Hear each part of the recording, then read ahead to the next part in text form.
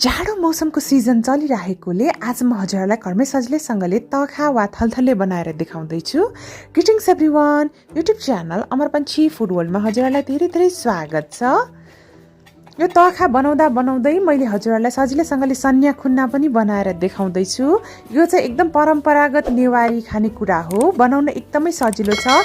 यो तखा चाहिँ हजुरहरूले बफको मासु वा मटनको मासु दुईटैबाट बनाउन सक्नुहुन्छ है। सन्याखुना भनेको चाहिँ जेली मासु र ड्राई फिसको एउटा एकदमै मिठो कम्बिनेसन हो। मैले आधा केजी यसरी बफको छाला धेरै भएको मासुलाई लिएँ है।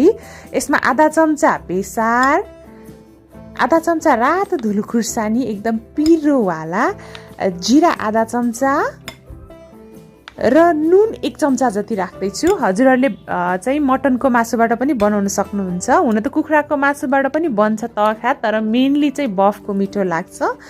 एउटा सिङ्गै कागतीलाई पनि राखेँ मैले है, यसरी निचोरेर।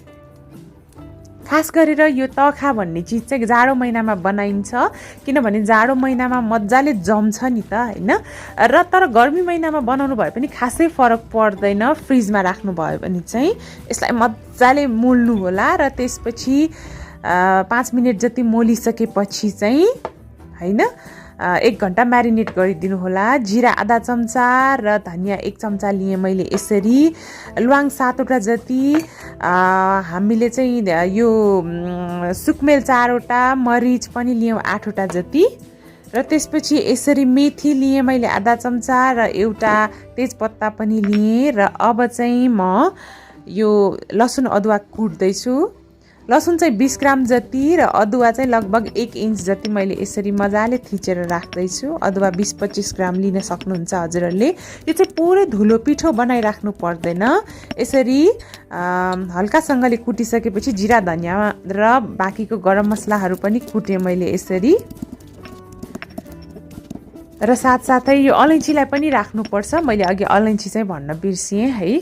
र साथसाथै 4-5 चम्चा तोरीको तेल तताइदिनु होला एउटा प्रेसर कुकरमा। यो डिस चाहिँ प्रेसर कुकरमै बनाउँदाखेरि मिठो हुन्छ। र यसरी मेथी फुराउनु होला र तेजपत्ता राख्नु होला। हल्का डार्क ब्राउन बनाउनु पर्छ यसलाई है। डार्क ब्राउन बनाइसकेपछि यसरी मसला, कुटेको मसलालाई राख्नुपर्छ।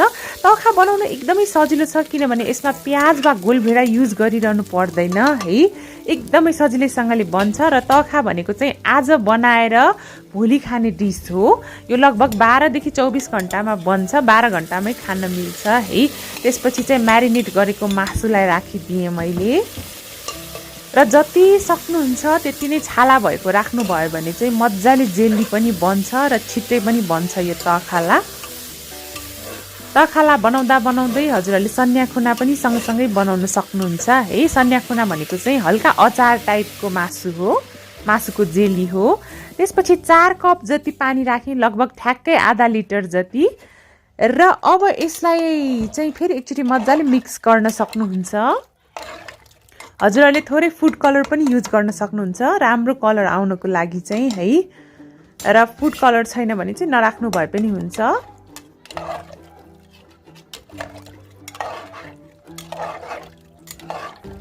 र राम्ररी मिक्स गरिसकेपछि अब यसलाई हामीले कम्तीमा पनि 10वटा सिटीसम्म पकाउनु पर्छ, या 1 घण्टा जति चाहिँ मजाले हाई फ्लेममै पकाइदिनु होला यसलाई है। आधा लिटर पानी राखेर र यसको सिटी आफै नै रिलिज हुन दिनु होला।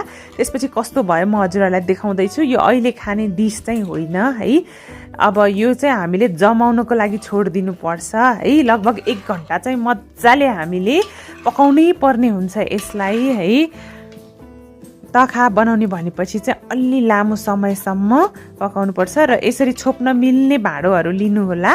र यसरी फराकिलो भाँडोमा राख्नुभयो भने छिट्टै जम्छ, गहिरो भाँडाहरू भन्दा पनि है। यसरी ठिक्क क्वान्टिटीमा राखेँ, माथिसम्म पनि राखिनँ मैले। र यसरी छोपेर राखेँ र अर्को भाँडोमा पनि राख्दैछु। लगभग 2वटा भाँडामा चाहिँ मैले तखा बनाउँछु भने अर्को एउटा भाँडामा चाहिँ सन्याखुना बनाउँदैछु।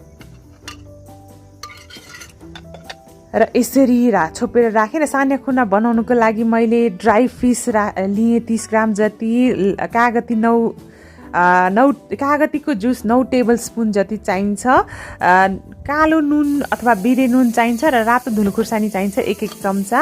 ड्राई फिसहरूलाई चाहिँ यो मेन चाहिँ सन्या युज गर्ने हो है, तर जुनै ड्राई फिस युज गर्नु भए पनि हुन्छ, तर सन्या मिठो हुन्छ। सन्याखुनामा चाहिँ हल्का मैले 1 मिनट जति रोस्ट गरेँ यसलाई लो फ्लेममा है।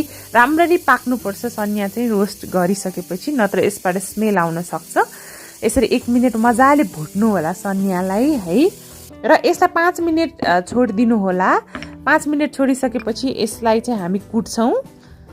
आधी जति चाहिँ मैले यत्तिकै नै राखेँ है, आधी जति सन्यालाई यसरी कुट्छौँ। मैले सानो माछा पनि युज गरेकी छु मिठो हुनको लागि चाहिँ, हजुरहरूले सन्या मात्रै युज गर्नु भए पनि हुन्छ। अब यो भाँडोमा एउटा गहिरो भाँडोमा लिएकी छु र यसमा चाहिँ झोल मात्रै राख्छौँ। अघिको तखाको चाहिँ चोक्टा मासु राख्दैनौँ है, झोल मात्रै राखेँ मैले। यो चाहिँ हल्का अचार टाइपको हुनेछ र कागतीको रस 9 चम्चा जति राखेँ। लगभग 3-4वटा कागतीको रस राख्नुपर्छ र बिरे नुन अथवा कालो नुन नै राख्नुभन्दा मिठो हुन्छ। र अघि कुटेको यो माछाको धुलोलाई पनि राखेँ है, मजाले मिक्स गर्दै जानुहोला। र अब यसमा रातो धुलो खुर्सानी र बिरे नुन चाहिँ लगभग 1 चम्चा, सानो चम्चाको 1 चम्चा राखेँ। यो चाहिँ अचार टाइपको भएकोले अलिकति पिरो नै राखेँ मैले है, र माथिबाट हल्का यसरी माछालाई छरिदिएँ र यसलाई चाहिँ 12 घन्टा यत्तिकै छोडिदिनु होला। हजुरहरूले फ्रिजमा राख्नु भए पनि हुन्छ, फ्रिजरमा राख्ने चाहिँ होइन, फ्रिजमा राख्ने।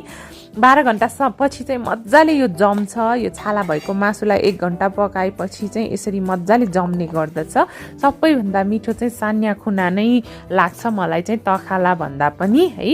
यो चाहिँ तखा हो। हेर्नुहोस् त कति मजाले जमेको। यो खसीको मासु भए पनि यसरी नै जम्नेछ है, यति मजाले जमेको छ। गर्मी महिनामा बनाउँदै हुनुहुन्छ भने फ्रिजमा राखिदिनु होला 12-13 घन्टा, यसरी नै जम्छ है। यो चाहिँ यत्तिकै नै खाने हो, तातो भात दालसँग है। यसलाई तताएर खानु पर्दैन, यो जेली फर्ममा छ। स्वास्थ्यको दृष्टिकोणले पनि यो एकदमै हेल्दी रेसिपी हो। यसमा प्याज गोलभेडा पनि राखिरहनु पर्दैन, धनियाँहरू पनि युज गरेकी छैन, धनियाँको पत्ताहरू है। यसरी मजाले जमिसकेको छ, हेर्नुहोस् है त। यसलाई हजुरहरूले फ्रिजमा राखेर 1 हप्तासम्म मजाले खान सक्नुहुन्छ। मजाले जमिसकेको छ। शङ्खमूलतिर चाहिँ यो किन्न पनि पाइन्छ, यो तखा हाउस हो कि के हो भन्नेमा चाहिँ किन्न पनि पाइन्छ है, र मजाले घरमा बनाएर खान सक्नुहुन्छ है। हेर्नुहोस् है त कति मजाको कलर आएको छ। यो चाहिँ सन्याखुना हो, मलाई सबैभन्दा मनपर्ने है।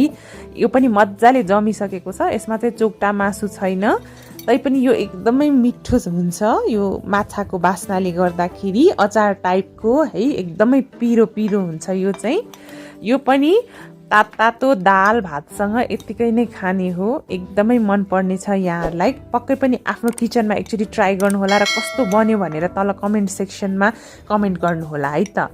हेर्नुहोस् त कस्तो मजाको जेली फर्ममा तयार भइसकेको छ।